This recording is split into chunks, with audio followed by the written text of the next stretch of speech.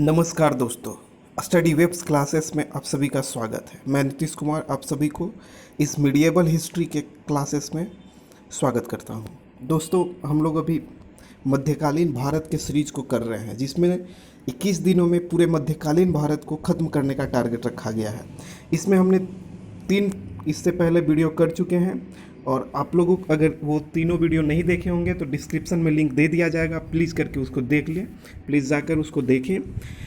ऐसा बताया जा रहा है कि आपको कोई भी क्वेश्चन नहीं छूटेगा किसी भी एग्ज़ाम में मीडिएवल हिस्ट्री से, चाहे वो चाहे वो एसएससी का हो, चाहे बीपीएससी का हो, बीपीएससी प्री का हो। इसमें ऑब्जेक्टिव भी कराया जाता है। ये आज का वीडियो में सिर्फ ये इस टॉपिक को पढ़ेंगे, नेक्स्ट वीडियो में इसके ऑब्जेक्टिव को पढ़ लेंगे। दोस्तों, कहीं से भी आएगा, प्रश्न नहीं छूटेगा। मीडिएवल हिस्ट्री गारंटी है कि इसी से आएगा, यही से प्रश्न आएगा, इतना से के अंदर से ही आएगा।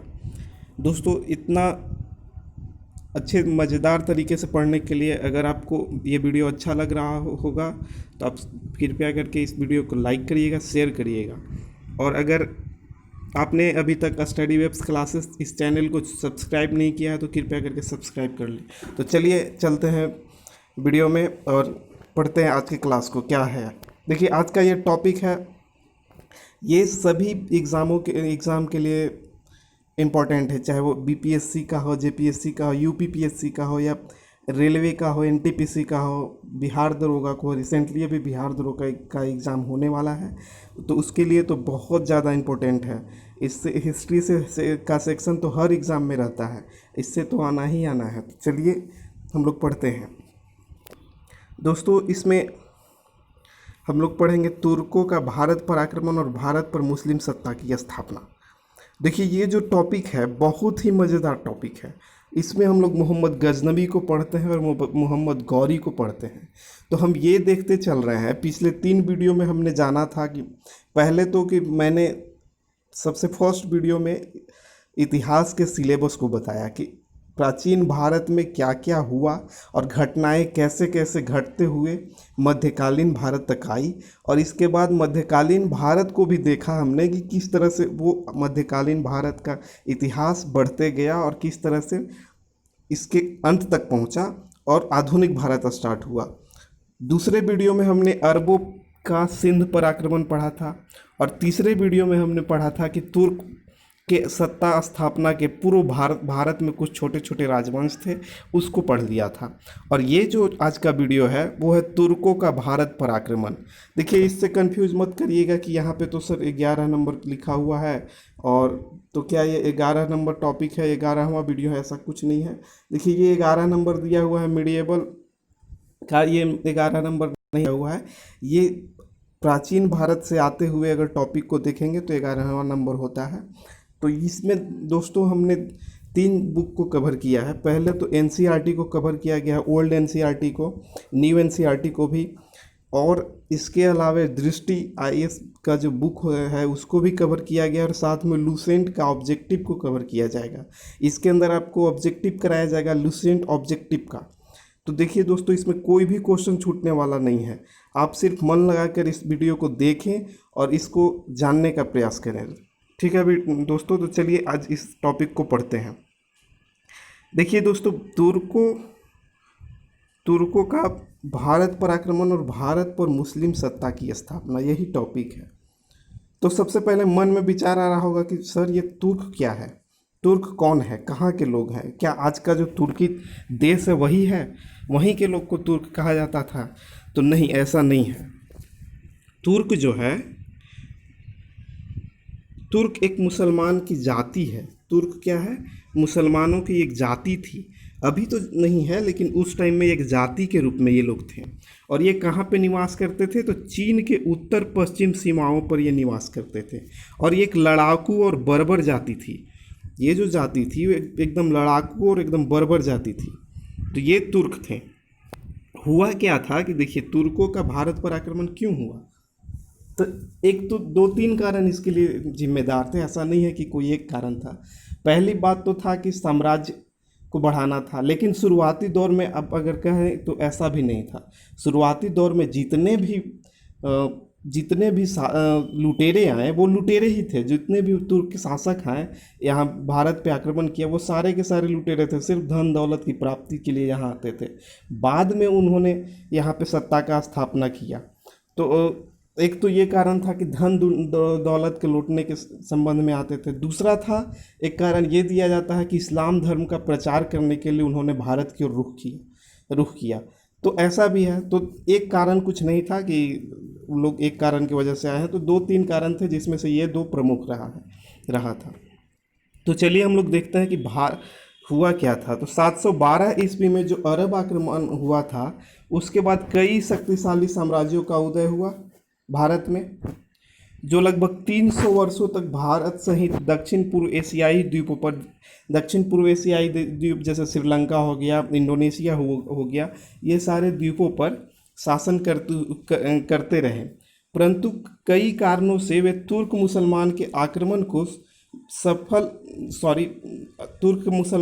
आक्रमण को विफल करने में असफल रहे। यानी तुर्क मुसलमान के जो आक्रमण हुआ उसको विफल करने में ये लोग असफल रहे, ये लोग उनको रोक नहीं पाए। इसके बाद क्या हुआ कि इसके बाद भारत में मुस्लिम शासन की स्थापना तुर्कों ने ही की। यानी कि तुर्क ने भारत पर आक्रमण किया, तो यहाँ पर कोई वैसा शक्तिशाली राजा नहीं था, कोई शासक नहीं था जो उनके आक्रमण को रोक सके। हाँ देखिए, गजनवी जब भारत में आक्रमण किया था तो उसे किसी ने नहीं हरा पाया, लेकिन तुर्क मुसलमान में ही गौरी जो आया, उसके बाद गौरी को यहाँ पे हराया गया था, जो हम लोग आगे इसी क्लास में जानेंगे। तो चलिए आगे हम लोग चलते हैं। तुर्क मुसलमान को जान ही चुके हैं, तो यहाँ पे है क्या कि भारत, हमने देखा कि 300 वर्षों तक वो छोटे छोटे राजवंशों ने शासन किया अरब आक्रमण के बाद। इसके बाद तुर्क मुसलमानों ने आक्रमण किया। ठीक है, तो तुर्क मुसलमानों के बारे में कुछ हिस्ट्री जान लेते हैं कि इन लोग आखिर थे कौन। तो देखिए, तुर्क मुसलमान था एक अल्पतगीन। अल्पतगीन जो था वो 956 ईस्वी में खुरासान का राज्यपाल बना था। ये खुरासान है कहाँ? तो ये खुरासान ईरान में। ठीक है, उस समय ईरान में था। और ये जो अल्पतगीन था, बाद में 8000 वफादार सैनिकों के साथ अफगानिस्तान प्रदेश में के गजनी नगर में आकर बस गया और वहाँ पर गजनी वंश की स्थापना की। तो अल्पतगीन ने गजनी वंश की स्थापना कहाँ पर की थी? अफगानिस्तान प्रदेश में, उसके गजनी नगर में। तो ये इम्पोर्टेंट क्वेश्चन है। ठीक है, इसके बाद क्या हुआ कि उसका अल्पतगीन का जो दामाद था या गुलाम था, देखिए होता क्या था कि जो गुलाम होते थे, अगर उन लोग की योग्यता अच्छी होती थी तो बाद में उनके साथ अपनी पुत्रियों का विवाह कर दिया जाता था। ऐसा प्रथा था और ऐसा होता आया था। ठीक है, तो ये दामाद और गुलाम भी था, सुबुक्तगीन। ये अल्पतगीन के बाद बैठा का इमहाज, बुल्कतगीन तथा पिराई के बाद गद्दी पर बैठा था ये। ठीक है, और इसके बाद अल्पतगीन ने सुबुक्तगीन को एक उपाधि दिया था। देखिए, अल्पतगीन ने सुबुक्तगीन को अमीर उल उमरा कहा था। ये भी इम्पोर्टेंट क्वेश्चन है, ये पूछा जाता है कि सुबुक्तगीन को किसकी उपाधि दी गई थी? तो अमीर उल उमरा की उपाधि दी गई थी। और ये उपाधि किसने दिया था? तो ये उपाधि अल्पतगीन ने दिया था। नेक्स्ट होता है कि यह प्रथम तुर्क था जिसने हिंदुशाही शासक जयपाल को हराया था। किसने? तो सुबुक्तगीन ने सबसे पहले जयपाल को हराया था। ठीक है, ये, और जयपाल कौन था? तो हिंदुशाही राजवंश का था, हिंदुशाही शासक था। और ये चीज़ें हमने पिछले क्लास में देखा था, हिंदुशाही राजवंश को पढ़ा था। तो आप लोग ये ऐसा सीरीज चल रहा है जिसका लिंक होगा पीछे वाले क्लास से, या आगे वाले क्लास में भी इसका लिंक देखा जाएगा। तो कृपया करके आप इसके पहले के जो 3 वीडियो बताया गया है उसको आप पढ़ लें, तभी ये ज़्यादा समझ में आएगा आपको। उसका लिंक डिस्क्रिप्शन में दे दिया जाएगा, या आप हमारे चैनल के प्लेलिस्ट में, हमारा जो चैनल है स्टडी वेब्स क्लासेस, इसके प्लेलिस्ट में जाकर देख सकते हैं। तो चलिए, इसके बाद क्या हुआ कि सुबुक्तगीन के मृत्यु के बाद मोहम्मद गजनवी शासक बना। और मोहम्मद गजनवी शासक कब बना? तो 998 ईस्वी में बना। देखिए मोहम्मद गजनवी शासक 998 ईस्वी में बना, लेकिन भारत पर पहली बार आक्रमण 1000 ईस्वी में किया था। आगे हम लोग देखेंगे मोहम्मद गजनवी को, या इसी को मोहम्मद गजनी भी बोला जाता है। चलिए एक बार इससे रिवीजन थोड़ा सा देख लेते हैं कि हुआ क्या था। तुर्क जो थे वो चीन के उत्तर पश्चिम सीमा पर एक बर्बर जाति थी। यहाँ के अल्पत तुर्क ही एक था जो अल्पतगीन, वो 956 ईस्वी में खुरासान का राज्यपाल बनता है। इसके बाद खुरासान जो कि ईरान में है, ईरान में कुछ अशांति फैल जाती है, या वो वहाँ पे शासक वगैरह चेंज होते हैं, जिसके बाद अल्पतगीन अफ़गानिस्तान आ जाता है 800 वफादार सैनिकों के साथ में। अफ़गानिस्तान के गजनी प्रदेश में आता है और वहाँ गजनी वंश की स्थापना करता है। इसके बाद सुबुक्तगीन शासक बनता है और इसने हिंदुशाही शासक जयपाल को सबसे प्रथम बार अगर कोई तुर्क पराजित किया तो वो सुबुक्तगीन ही था। सुबुक्तगीन के बाद, उसके मृत्यु के बाद मोहम्मद गजनवी शासक बनता है, और मोहम्मद गजनवी शासक कब बनता है तो 998 ईस्वी में बनता है। और ये बहुत ज़्यादा महत्वाकांक्षी व्यक्ति था और एक शक्तिशाली भी था और एक तरह से ये कूटनीतिज्ञ भी था, और कहा जा सकता है कि अच्छा एक प्रशासक था। तो इसने क्या किया, मोहम्मद गजनवी ने 1000 ईस्वी से लेकर के 1027 ईस्वी तक भारत पर कुल 17 बार आक्रमण किए। ये क्वेश्चन तो लगभग कई एग्ज़ामों में ये पूछा गया है, और ये क्वेश्चन इतना इम्पोर्टेंट है, क्वेश्चन डायरेक्ट ये आता है कि मोहम्मद गजनवी ने भारत पर कितनी बार आक्रमण किया था। वो 17 बार आक्रमण किया था। पहली बार आक्रमण उसका 1000 ईस्वी में हुआ था और सबसे अंतिम बार 1027 ईस्वी में हुआ था।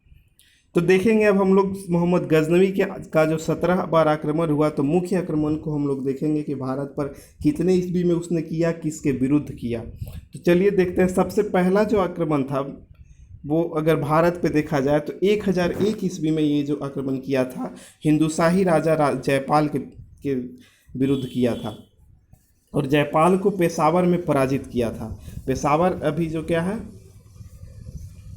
पाकिस्तान का क्षेत्र है ये, ठीक है। तो 1001 ईस्वी में पेशावर में जयपाल को पराजित किया था मोहम्मद गजनवी ने। फिर 1006 ईस्वी में आनंदपाल कौन था तो जयपाल का ही पुत्र था, तो आनंदपाल को भेरा के निकट पराजित किया तथा मुल्तान पर विजय प्राप्त की। आनंदपाल जो कि जयपाल का पुत्र था, हिंदुशाही राजा जयपाल का पुत्र आनंदपाल को उसने 1006 ईस्वी में पराजित किया और मुल्तान पर विजय किया, मुल्तान पर अपना अधिकार स्थापित किया, ठीक है। इसके बाद मोहम्मद गजनवी ने 1008 ईस्वी में मुल्तान को अपने राज्य में मिला लिया। देखिए मुल्तान पर विजय प्राप्त की, लेकिन विजय कब प्राप्त किया था तो इसने 1006 ईस्वी में मुल्तान पर विजय प्राप्त किया था, लेकिन 1008 ईस्वी में इसने मुल्तान को अपने राज्य में मिला लिया। तो ये दो अंतर है, इसको ध्यान से पढ़िएगा, ठीक है। नेक्स्ट कहता है कि 1009 ईस्वी में ये बेहंद में आनंदपाल से युद्ध के बाद सिंध से नगरकोट तक का इसका आधिपत्य हो गया था। 1009 ईस्वी में बेहंद में आनंदपाल फिर से हारता है, उससे युद्ध होता है मोहम्मद गजनवी से, आनंदपाल फिर से हारता है और इस हार के बाद सिंध से लेकर नगरकोट तक इसका आधिपत्य होता है। किसका आधिपत्य हो जाता है तो मोहम्मद गजनवी का आधिपत्य होता है। देखिए नेक्स्ट होता क्या है कि 1014 ईस्वी में थानेसर पर आक्रमण करता है। देखिए थानेसर दिल्ली के राजा इसमें रोकने का भी प्रयास करते हैं, लेकिन वो असफल हो जाते हैं। तो थानेसर पर आक्रमण कब करता है तो 1024 ईस्वी में।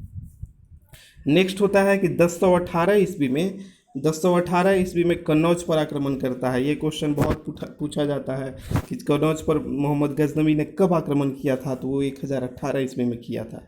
नेक्स्ट चलते हैं तो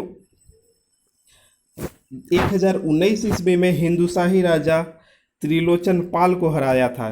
अगर पूछा जाए कि त्रिलोचन पाल को कब हराया गया था मोहम्मद गजनवी के द्वारा, तो 1019 ईस्वी में हराया गया था, और ये भी हिंदुशाही राजा था, ठीक है, त्रिलोचन पाल। फिर होता क्या है कि 1020 से 21 ईस्वी में बुंदेलशहर की सीमा पर विद्याधर की सेना को हराया था। विद्याधर जिनको हमने पीछे एक क्लास में पढ़ा भी था, ठीक है।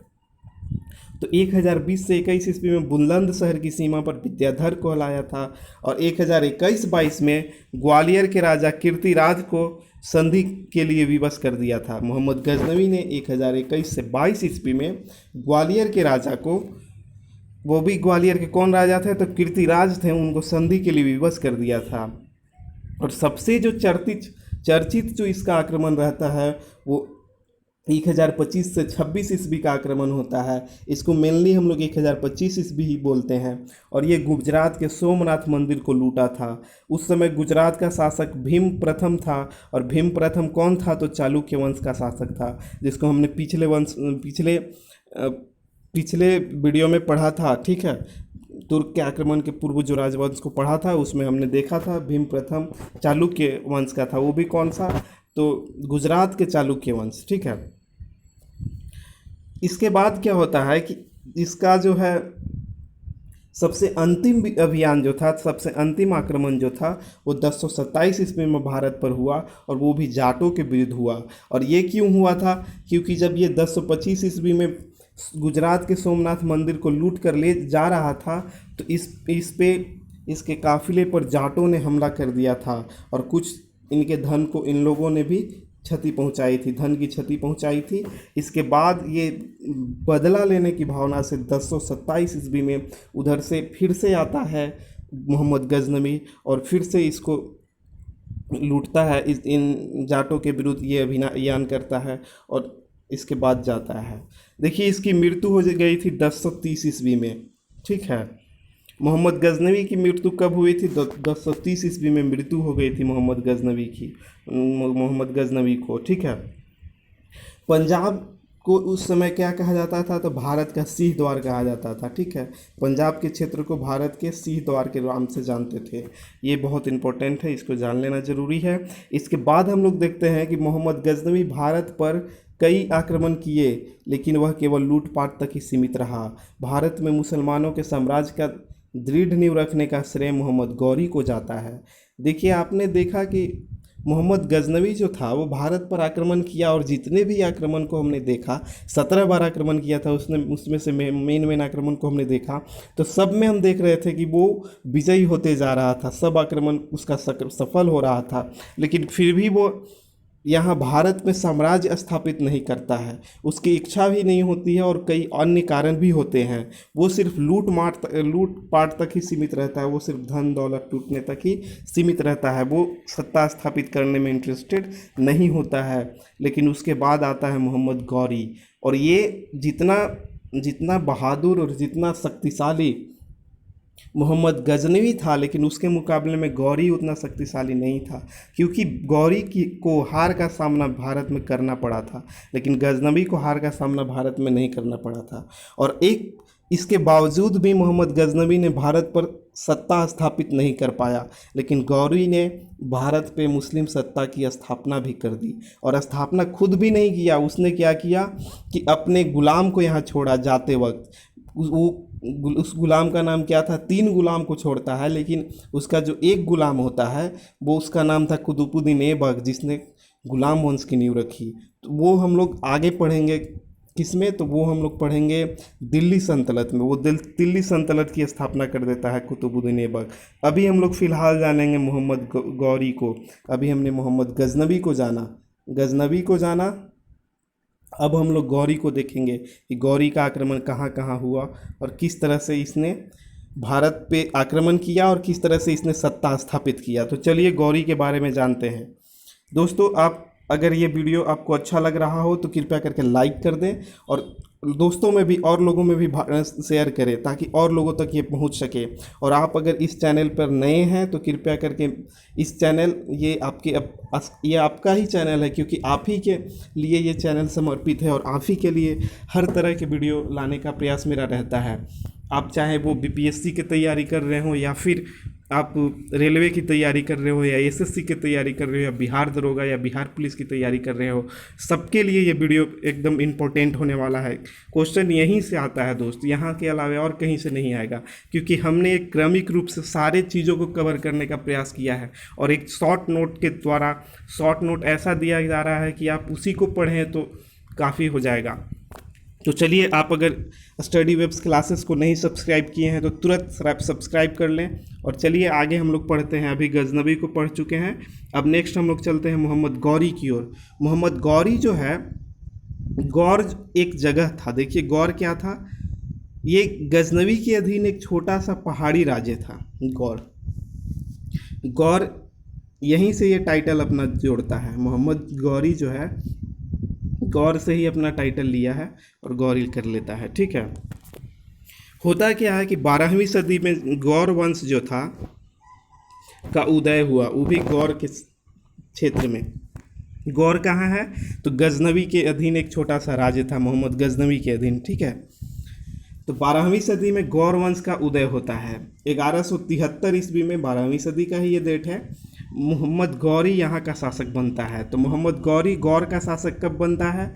1173 ईस्वी में। ठीक है, 1173 ईस्वी में मोहम्मद गौरी यहाँ का शासक बनता है।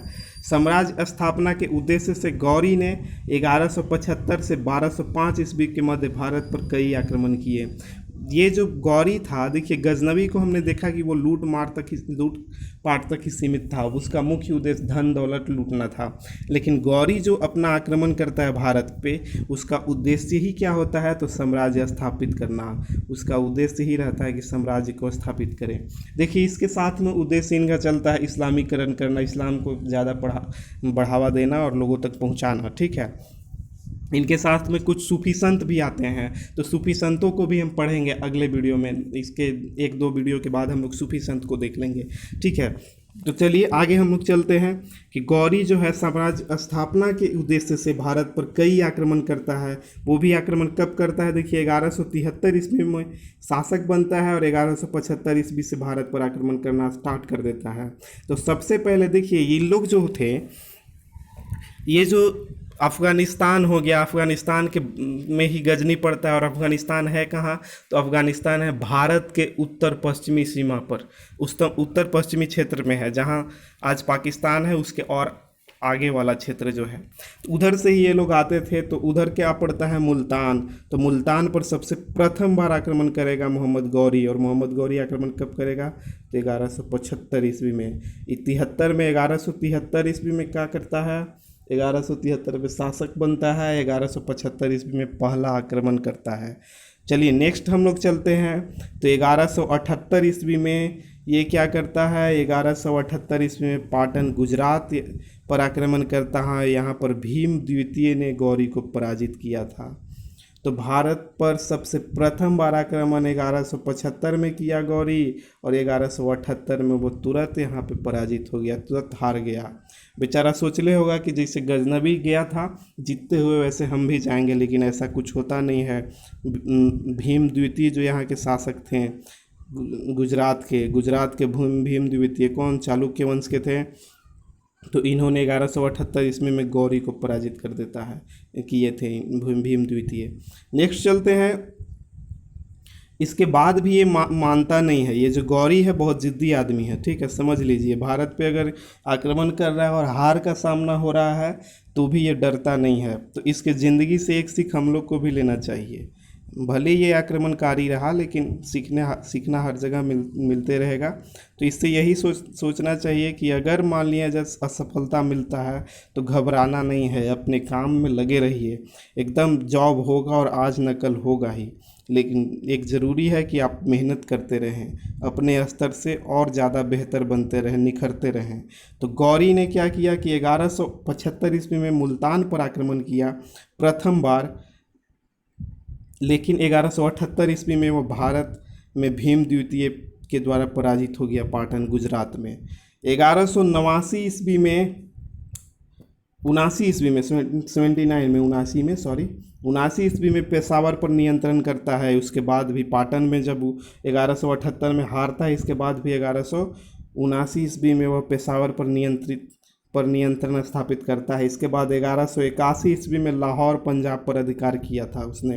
तो देखिए आप ये मत सोचिएगा कि लाहौर तो आज पाकिस्तान में है, लेकिन उस समय पाकिस्तान का एरिया, पाकिस्तान और अफगानिस्तान का भी एरिया भारत के हिस्से में आता था। ठीक है, तो 1181 ईस्वी में, और उस समय यहाँ के लोग सारे या तो हिंदू धर्म से रिलेटेड थे, या बौद्ध थे, या सिख थे। ठीक है ना, तो उस समय इस इंडिया में और उस भारत के जितने भी भारतीय उपमहाद्वीप में मुस्लिम आक्रमणकारी आए, उसके बाद ही इस्लाम का यहाँ पे प्रचार प्रसार हुआ। ठीक है, सूफी संत आए थे तो तो उसके द्वारा भी स्थापित हुआ था, मुस्लिम धर्म का प्रचार प्रसार हुआ था। इसके अलावे कुछ शासकों के द्वारा भी ऐसा नीति अपनाया गया जिसके कारण लोगों को बढ़ना पड़ा। ठीक है, तो 1181 ईस्वी में लाहौर जो कि पंजाब है वहाँ पर आक्रमण किया मोहम्मद गौरी। अभी हम लोग गौरी को देख रहे हैं। गौरी फिर क्या करता है कि 1181 में लाहौर पर आक्रमण करा। इसके बाद 1185 ईस्वी में सियालकोट को जीता और वापस चला गया। 1185 ईस्वी में जीतेगा और वह यहाँ से चला जाता है। फिर क्या करता है, पुनः वापस आता है 1186 ईस्वी में। 1186 ईस्वी में जब आएगा तो लाहौर को फिर से जीतेगा और इसके बाद वह भारत के इस एरिए में चला आता है जहाँ पर आज का जो भारत है उस एरिए में चला आएगा। और देखिए 1189 ईस्वी में भटिंडा के दुर्ग को जीता। दुर्ग जो है, दुर्ग किसको कहते हैं, तो दुर्ग जो है एक किलाबंद जो एक किला होता है उसी को दुर्ग कहा जाता है। तो भटिंडा के दुर्ग को वो 1189 ईस्वी में जीतता है, जिससे क्रुद्ध होकर पृथ्वीराज चौहान ने तराइन का युद्ध किया था। तो भटिंडा के दुर्ग को जब ये 1189 ईस्वी में जीतेगा, ठीक है, 1100 भटिंडा के दुर्ग को 1189 ईस्वी में जीतेगा तो इसी से क्रोधित होकर पृथ्वीराज चौहान तराइन के युद्ध कर देंगे। और तराइन के दो युद्ध होगा, ये पहला युद्ध है और ये दूसरा युद्ध है। 1191 ईस्वी में तराइन का पहला युद्ध होता है और 1192 ईस्वी में तराइन का दूसरा युद्ध होता है। तो तराइन के प्रथम युद्ध में पृथ्वीराज जो है वो विजय हो जाते हैं, ये जीत जाते हैं पृथ्वीराज चौहान, और गौरी का पराजय होता है, लेकिन गौरी को ये छोड़ देते हैं। इसके बाद इनको तराइन का दूसरा युद्ध भी करना पड़ता है जिसमें गौरी विजयी हो जाता है। और इसके बाद दिल्ली में गौर साम्राज्य की स्थापना हुई। इसके बाद दिल्ली को राजधानी बनाया। तो गौरी ने क्या किया कि पृथ्वीराज चौहान को जब तराइन के दूसरा युद्ध में पराजित किया, तो यहाँ तो पृथ्वीराज चौहान बहुत उदार थे, तो उन्होंने जीता, लेकिन फिर भी इसको जिंदा छोड़ दिया। लेकिन इसका परिणाम ये हुआ कि 1192 ईस्वी में ये गौरी फिर इनसे लड़ पड़ा। इनसे तराइन के दूसरे युद्ध में लड़ा ही नहीं, पराजित भी कर दिया और इसके बाद दिल्ली पर भी अधिकार कर लिया और गौरी ने दिल्ली को राजधानी बनाया। इसके बाद क्या होता है कि 1194 ईस्वी में चंदावर का युद्ध, कन्नौज शासक जयचंद को हराया। तो चंदावर का युद्ध कब हुआ था? 1194 ईस्वी में। ये गौरी और जयचंद के बीच में हुआ था, जिसमें गौरी विजय प्राप्त किया था गौरी, ठीक है, 1194 ईस्वी में। इसके बाद 1205 ईस्वी में गौरी का अंतिम अभियान पंजाब के खखोर जातियों के विरुद्ध हुआ। गौरी का अंतिम अभियान कौन है? तो पंजाब के खोखर जातियों के विरुद्ध हुआ था 1205 ईस्वी में। तो दोस्तों इसके बाद क्या होता है कि 1205 ईस्वी में जब अंतिम अभियान करता है, इसके बाद उसकी मृत्यु हो जाती है 1206 ईस्वी में। और गौरी की मृत्यु भारत से वापस जाते समय कहाँ हुआ था? सिंध नदी के पार करते समय दमयक नामक स्थान पर कुछ लड़ाकू जातियों के हमले में हो गया था। तो देखिए ये आदमी खुद हमला करता रहा, लेकिन लास्ट में ये खुद हमले के द्वारा इसकी जान चली गई, ठीक है। तो ये क्या हुआ? टिट फॉर टैट हो गया, तो टेंशन न लेना है। 1206 ईस्वी में इसका मृत्यु हो जाता है, वो भी सिंध नदी के पास दमयक नामक स्थान पर लड़ाकू जातियों ने हमले किया और इसके बाद इसकी मृत्यु हो गई, ठीक है। इसके बाद क्या होता है कि गौरी के मृत्यु के बाद तुर्की साम्राज्य के शासन को गौरी ने क्या किया कि 3 गुलामों को यहाँ पे छोड़ता है अपने शासन का भार देकर। इसमें से क्या होता है? 3 गुलामों में यलदोजा होता है और एक कुआचा होता है और तीसरा कुतुबुद्दीन ऐबक होता है। इसके बाद कुतुबुद्दीन ऐबक बहुत कूटनीतिज्ञ भी था और बहुत साहसी भी था, साथ में इसके पास दिमाग भी था। तो इसने क्या किया कुतुबुद्दीन ऐबक ने कि 3 गुलामों में यलदोजा और कुआचा को वैवाहिक संबंध बनाकर, ठीक है, इनके फैमिलियों के साथ में, या तो उस यलदोजा के पुत्री से ये खुद विवाह कर लेता है, ठीक है, ये यलदोजा के पुत्री से खुद विवाह करता है और कुआचा से अपनी बहन का विवाह कर देता है। ये तो इन दोनों को वैवाहिक संबंध बनाकर शांत कर देता है और खुद दिल्ली सल्तनत की ओर चल पड़ता है। और ये क्या करता है, दिल्ली में एक वंश को की नींव रखता है, वो भी ममलूक वंश, जिसको गुलाम वंश के नाम से भी जाना जाता है। तो गुलाम वंश की नींव रखता है कुतुबुद्दीन ऐबक। इसके बाद का जो इतिहास है हम लोग मध्यकालीन भारत का, वो नेक्स्ट टॉपिक में पढ़ेंगे, जिसमें हम लोग देखेंगे कि दिल्ली सल्तनत की स्थापना तो कुतुबुद्दीन ऐबक कर दिया है, लेकिन ये कब तक चल पाता है और क्या ये इसकी मृत्यु कैसे होती है। ठीक है, तो चलिए आज का वीडियो यहीं पर समाप्त करते हैं। और दोस्तों, अगर इस सेक्शन में आपको मज़ा आ रहा हो तो कृपया करके स्टडी वेब्स क्लासेस इस चैनल को सब्सक्राइब कर दे, वीडियो को लाइक कर दे और दोस्तों में फैला दें एकदम। इससे आपको कोई क्वेश्चन नहीं छूटेगा, क्योंकि हमने सारे इस टॉपिक में हर एक पॉइंट को पकड़ा है और उस पॉइंट को पकड़ा है जिससे क्वेश्चन ज़्यादा आता है, और उस क्वेश्चन को हमने यहाँ पे हाईलाइट भी किया है कि यहीं से क्वेश्चन आएगा।